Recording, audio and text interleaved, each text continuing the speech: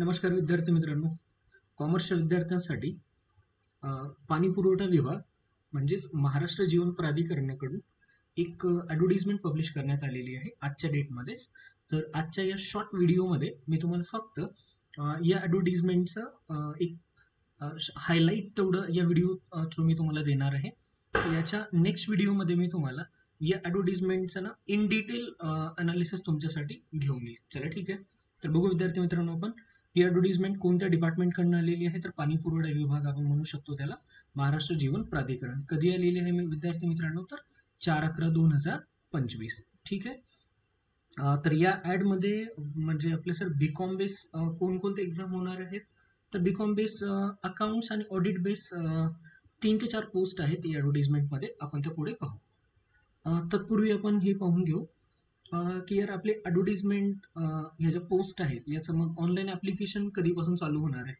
तर online application म्हणजेच form feeling चालू होणार आहे 20/11/2025. ही फॉर्म फिलिंगची स्टार्टिंगची डेट असणार आहे आणि लास्ट डेट असेल विद्यार्थी मित्रांनो 19/12/2025 ही त्याची लास्ट डेट असेल. ठीक आहे.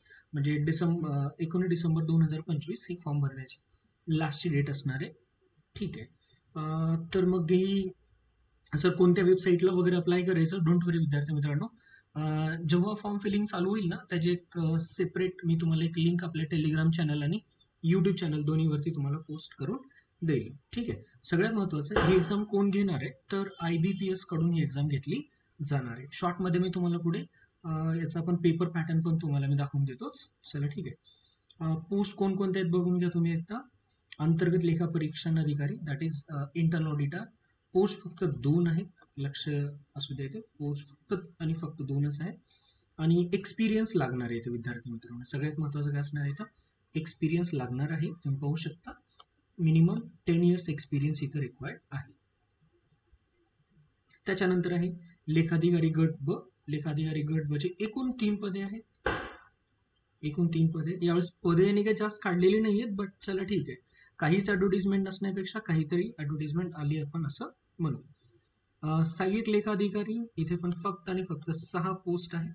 ठीक. बाकी विद्यार्थी मित्रांनो, तुम्ही याचं जे क्वालिफिकेशन आहे, डोंट वरी, सगळ्यांचं क्वालिफिकेशन फक्त कॉमर्स बेसच आहे. फक्त ज्या काही हायर लेवलच्या पोस्ट आहेत तिथं त्यांनी एक्सपिरियन्स फक्त मॅन्डेटरी केलेला आहे, तेवढं मात्र लक्षात असू. उपलेखापाल इथे फक्त 3 पदं आहेत. उपलेखापालची फक्त आणि फक्त 3 पदे आहेत. पण विद्यार्थी मित्रांनो, तुम्ही एक गोष्ट लक्षात ठेवू शकता, उपलेखापालला कुठल्याही अनुभवाची आठ त्यांनी ठेवलेली नाही आहे. ठीक आहे. तुम्ही तर बघा, पात्रता व अर्हता, appointment by the nomination, that is म्हणजे डायरेक्ट रिक्रुटमेंट अंतर्गतच होणार आहे. आपण एक्झाम द्यायची, सिंगल एक्झाम आणि पोस्ट. ठीक आहे. याच्यामध्ये आणखीन एक महत्त्वाचं आहे बघा, की तुमच्याकडे बीकॉम ॲटलिस्ट तुम्ही सेकंड क्लास तरी पासआउट पाहिजेत. ठीक आहे. ॲटलिस्ट तुम्ही सेकंड क्लासनं तरी बीकॉम पासआउट पाहिजेत, अदरवाईज तुम्ही या पोस्टसाठी एलिजिबल असणार नाही. ठीक आहे. त्याच्यानंतर आहे विद्यार्थी मित्रांनो, ठीक आहे, आता बाकी नंतर जेवढ्या काही खालच्या पोस्ट आहेत त्या आपल्या म्हणजे कॉमर्स बेस नाही आहेत, तर मी सध्या तरी त्या स्किप करून टाकतो. आणि आता मी तुम्हाला पुढे घेऊन चालतो विद्यार्थी मित्रांनो. सगळ्यात महत्त्वाचं आहे याचा पेपर पॅटर्न काय असणार आहे, याच्यावरती आपण एक डिटेल व्हिडिओ नंतर मी तुम्हाला देणारच आहे, डोंट वरी. ठीक आहे. जस्ट अ मिनिट, मी तुम्हाला पेपर पॅटर्न याचा एकदा दाखवून देतो, सो दॅट तुम्हाला एक या व्हिडिओ थ्रू एक शॉर्टमध्ये आयडिया असावी यासाठी. ठीक आहे. चला बघा विद्यार्थी मित्रांनो, आता जेवढ्या काही आपल्या कॉमर्स बेस एक्झामिनेशन्स आहेत ना, हा कॉमर्स बेस एक्झामिनेशन यांनी काय केलं माहिती आहे का, कॉमर्स बेस एक्झामिनेशनसाठी एकच पेपर होणार आहे, बट पेपरचे त्यांनी 2 पार्ट बनवले आहेत, पार्ट 1 आणि पार्ट 2. पार्ट 1 जो असणार आहे तो आपला नॉन टेक असणार आहे आणि पार्ट 2 जो आहे तो आपला टेक्निकल असणार आहे. ठीक आहे. तर पार्ट 1 मध्ये बघा तुम्ही, पार्ट 1 मध्ये तुम्हाला मराठी विचारलं जाणार आहे, नंबर ऑफ क्वेश्चन्स असतील 10. इंग्लिश पण विचारलं जाणार आहे आणि इंग्लिशचे बी नंबर ऑफ क्वेश्चन्स असतील विद्यार्थी मित्रांनो 10. नोटीस करा, Marathi 10 questions, English 10 question. Okay. एकंदरीत किती क्वेश्चन झाले, 10 आणि 10 20. ठीक आहे. त्याच्यानंतर सामान्य ज्ञान. सामान्य ज्ञान म्हणजे तुम्ही असं म्हणू शकता याला GS, GK GSचा पार्ट आहे. याच्यासाठी किती क्वेश्चन आहेत, 15. आणि रिझनिंगसाठी किती क्वेश्चन आहेत विद्यार्थी मित्रांनो, तर याचे पण 15. म्हणजे एक गोष्ट लक्षात घ्या, मराठी 10 क्वेश्चन, इंग्लिश 10 क्वेश्चन, जी के जी एस 15 क्वेश्चन आणि बौद्धिक चाचणी दॅट इज रिझनिंग 15 क्वेश्चन. ठीक आहे. Just minute. त्याच्यानंतर सगळ्यात महत्त्वाचा आपला हा तांत्रिक घटक. तांत्रिक घटक म्हणजेच टेक्निकल पोर्शन. या ठिकाणी आपल्याला कॉमर्स बेस 50 प्रश्न विचारले जाणार आहेत. कॉमर्स बेस विद्यार्थी मित्रांनो किती प्रश्न विचारले जाणार आहेत? 50 प्रश्न विचारले जाणार आहेत. एकंदरीत काय, नॉन टेकचे 50 प्रश्न असतील आणि टेक्निकलचे असे एकंदरीत 50 प्रश्न असतील. ठीक आहे. म्हणजे इन टोटल किती क्वेश्चन असतील मग सर? तर 100. इन टोटल किती क्वेश्चन असतील? 100 क्वेश्चन असतील. आणि आपल्याला टाइम किती दिला जाणार आहे मग? 120 मिनिट्स. दॅट इज आपल्याला 2 तासाचा वेळ दिला जाणार आहे. ठीक आहे. आणि हा सेम पेपर पॅटर्न मुलांना बाकी पोस्टसाठी पण ॲप्लिकेबल आहे. तुम्ही पाहायचं असेल तर पाहू शकता.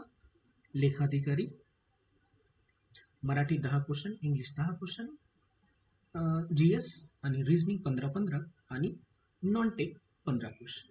ठीक आहे. नॉन टेक इथे त्यांनी ऑलरेडी सांगितलेले की नॉन टेकचे 50 क्वेश्चन्स आहेत. सर्वांसाठीच नॉन टेकचे 50 क्वेश्चन्स आहेत. त्याच्यामध्ये काय वेगळं पण आहे का? नाही. ठीक आहे. तर विद्यार्थी मित्रांनो, याच्यानंतर मग सर याचं प्रिपरेशन कशी करायची, नॉन टेकला कोणकोणते टॉपिक करावे, टेक्निकलला कोणकोणते टॉपिक करावेत, याच्यावरती तुम्हाला मी लवकरच एक डिटेल व्हिडिओ मी त्याच्यावरती एक सेपरेट व्हिडिओ तुमच्यासाठी नक्कीच बनवेल. डोंट वरी. पण एक गोष्ट लक्षात ठेवा, तुम्हाला जर या ही पोस्ट जर तुम्हाला अचीव करायची असेल, भले ही पोस्ट नंबर ऑफ वॅकन्सी 2, 3, 4, 5, 6 ज्या काही असतील, याला जर तुम्हाला क्रॅक करायचं असेल ना, तर या डेटमध्ये तुम्हाला जे वेटेज आहे इक्वल आहे. महाट्रान्सकोला वेटेज इक्वल होतं का मुलांना? नव्हतं. तर या ठिकाणी तुम्हाला तुमचं टेक आणि नॉन टेक दोन्ही व्यवस्थित प्रिपेअर करावं लागेल. ठीक आहे. आणि नॉन टेकसाठी मी तुम्हाला एक शॉर्टमध्ये सांगून ठेवतो. जर तुम्हाला नॉन टेक वगैरे प्रिपेअर करायचं असेल तर या नॉन टेक बॅचसाठी तुम्ही आपली महाट्रान्सकोची जी बॅच तुमच्याकडे असेल, जर एक्सपायर झाली असेल तर ठीक आहे, नसेल तर तुम्ही ती कंटिन्यू करू शकता. किंवा जे मुलं नवीन आहेत ते मुलं आपली नगर परिषद आणि महानगरपालिका अकाउंटंट ती बॅच घेऊ शकता. आणि त्याच्यानंतर एखाद्याला जर टेस्ट सिरीज हवी असेल तर आपली जी नगर परिषदची टेस्ट सिरीज आहे, तुम्ही ते टेस्ट सिरीज घेऊन टाका. त्याच्यामधून तुमचं नॉन टेकचं कम्प्लीट प्रिपरेशन होऊन जाईल. तर चला विद्यार्थी मित्रांनो, भेटूया अपकमिंग डिटेल अनालिसिसच्या व्हिडिओमध्ये. तोपर्यंत थँक्यू.